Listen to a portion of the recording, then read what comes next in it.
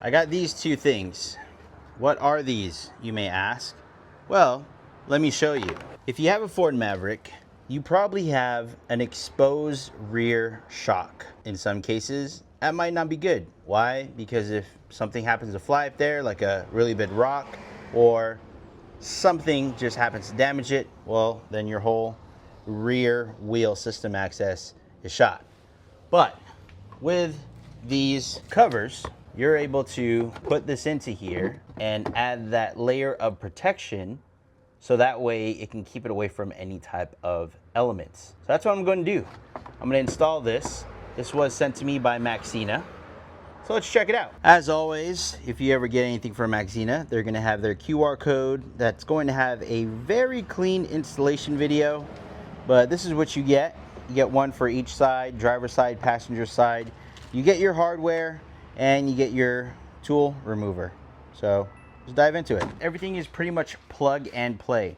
So first thing I'm going to want to do is remove all of the pieces that are in there, that are all the fastener pieces that are down here. We got two up top. I had to take a look at that real quick because it is giving me the hardest time. Okay, got it. Now this also should come down super easy, but it's giving me a hard time. Time to bring out the Leatherman arc. Nope. See? Got him. Same thing up here. Let's go Leatherman arc. I have the left piece. Gotta make sure you got the right one, guys. Now I'm gonna get my hardware. I pretty much have everything in there already. All of the fasteners into the actual cover.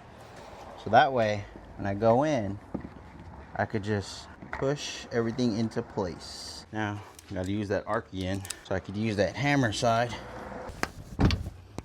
And now we get working on the passenger side. So let me take off these fasteners. So a difficult thing about these fasteners is finding a good angle.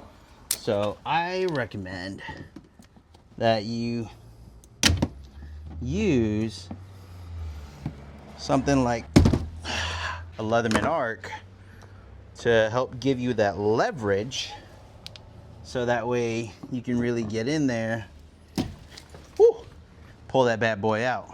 And I got one more up here, so there's a total of 3 that you need to take out. All right, so you get those out, and then this is the orientation of how you want to set it up. So you get 2 of the smaller pins up top, a smaller pin down here, and you get a larger pin right there. And all you got to do is place it, push it in. And there you have it. Covered, covered.